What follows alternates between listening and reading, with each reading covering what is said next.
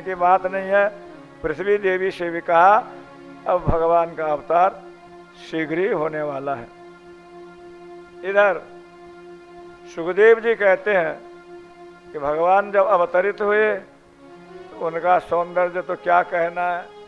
यस्याननम मकर कुंडल चारु कर्णम भ्राजत कपोल सुभगम सविलासहासम।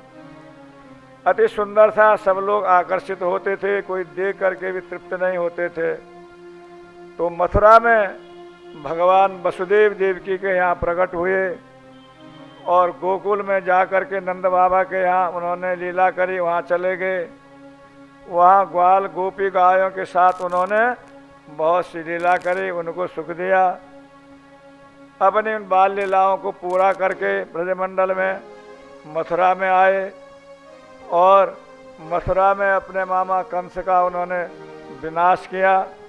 कुछ दिन वहाँ रह करके विद्याधन करके फिर द्वारिका में गए, वहाँ अनेक शत्रुओं का संहार करा, बहुत से उनके विवाह हुए और अपने स्वरूप की मर्यादा स्थापन करी। पांडव कौरवों का आपस में युद्ध करा करके पृथ्वी का बहुत सा भार हल्का करा, अर्जुन को जीत दिलाई और उनको उद्धव जी को आत्म तत्व का उपदेश दे करके भगवान अपने धाम को चले गए। बोलो श्री कृष्णचंद्र भगवान की। ये जब कहा तो परीक्षित ने कहा महाराज भगवान की कथा पूरी हो गई। बोला कह तो दी है अब तुमसे, क्यों? भगवान ने जो कुछ करा सो हमने बता दिया। अरे महाराज आपने और चल कथाएं तो बहुत विस्तार से कह डाली और भगवान कृष्ण की कथा इतने संक्षेप में। तो सुखदेव जी कहते हैं देखो अब दसम स्कंद शुरू होता है,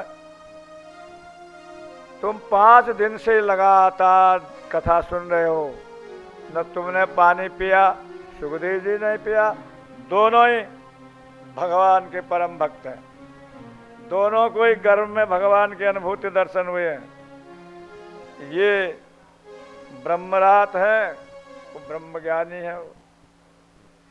तो तुमने न तो खाया है न पिया है, हमारी तरह कथा थोड़ी सुनते हैं 2-3-4 घंटे सुन लिए, 10 वेद आसन बदल दिया, बीच में पानी पीने गए, बीच में और चले गए, लगा तो अरे भागवत कथा ऐसी थोड़ी है, ये तो मजबूरी थी 7 दिन में तो उनके लिए कही गई थी, पर ऐसे दिन रात। तो तुम भूख और प्यास तुम्हें लगी होगी, इसलिए कुछ पानी पी लो, कुछ खा लो, कुछ लो। परीक्षित ने कहा भगवान उस भूख और प्यास ने मेरी बुद्धि खराब कर दी थी, जो ऋषि के गले में मैंने मरा हुआ सर्प डाला। जब से मैं आपकी कथा सुन रहा हूं न तो मुझे प्यास की चिंता है न भूख है, मुझे तो याद ही नहीं आती है।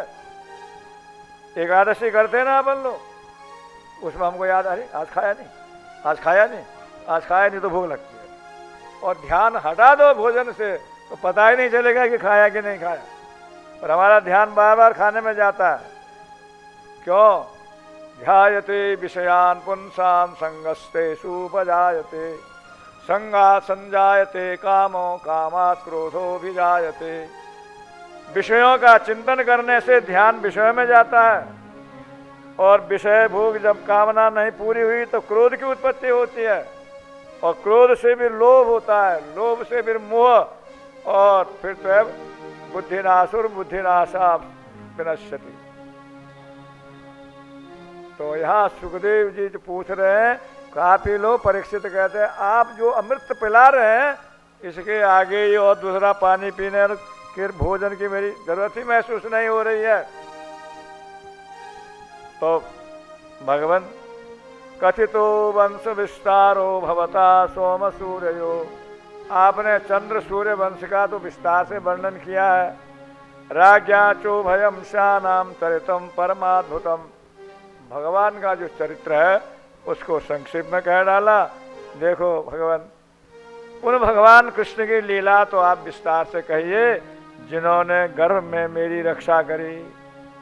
मेरे दादा पांडव लोग जो केवल 5 भाई थे, कौरवों की सेना कैसी थी अथाह समुद्र के समान, उसमें बड़े बड़े तिमिंगल व्हेल मछलियां थी। भीष्म पितामह, कृपाचार्य, द्रोणाचार्य, कर्ण, दुर्योधन, शकुनी, अरे इनके साथ कौन जीत सकता था। वो 100 भाई थे, हमारे तो जो है पितामह 5 भाई थे। बताओ उस महासमर में जिन्होंने उनकी रक्षा करी, गर्भ में मेरी रक्षा करी, और ऐसे जैसे गाय का खुर पार किया जाता है, इस प्रकार से हमारे पूर्वजों ने उस युद्ध को जीता। तो आप कृपा करके उनकी कथा विस्तार से कहिए। कौ उत्तम श्लोक गुणानुवादात पुमान विरजेत बिना पशुघ्नात। ऐसा कौन होगा पशुघाती मनुष्य के अलावा जो भगवान की लीला कथाओं को सुनना न चाहेगा, उनमें रुचि नहीं रखेगा। तो भगवान आप उनको जो है, मैं उसी लिए बैठा हूँ, आप विस्तार से कहिए। परीक्षित की इस बात को सुन करके सुखदेव जी गदगद हो गए। कहा देखो भगवान के विषय में जो पूछता है, जो सुनता है और जो अनुमोदन करते हैं, उन सब का कल्याण होता है।